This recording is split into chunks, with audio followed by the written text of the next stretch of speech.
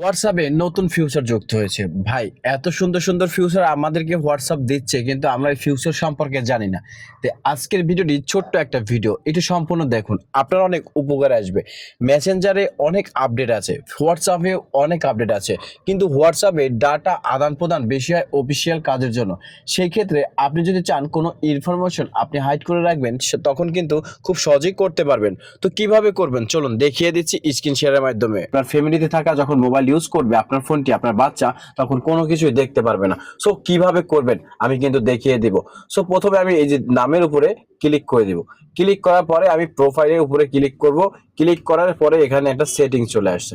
So সেটিংটা চলে আসার পরে আপনি নিচে চলে যাবেন। এখানে দেখতে পাচ্ছেন লেখা আছে চ্যাট লক। এই চ্যাট লকের উপরে ক্লিক করবেন। ক্লিক করার পরে কন্টিনিউ ক্লিক করে দিবেন। এরপর আপনি এখান থেকে ফিঙ্গারপ্রিন্টটা দিয়ে দিবেন। আপনার যদি ডিসপ্লে ফিঙ্গার হয় তাহলে ডিসপ্লে ফিঙ্গার দিয়ে দিবেন। এরপর আপনার যদি পিছনে বা সাইডে ফিঙ্গার হয় সেখান থেকে দিয়ে দিবেন। তো এরপর আমি কি করব দেখেন।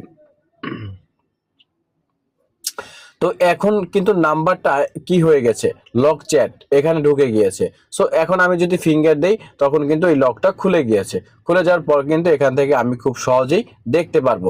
সো ভিডিওটি ভালো লাগলে অবশ্যই কমেন্ট, লাইক, শেয়ার করে সবাইকে দেখার সুযোগ করে দিবেন। পার্সোনাল ইনফরমেশন এভাবে কিন্তু আপনি হাইড করে রাখতে পারবেন।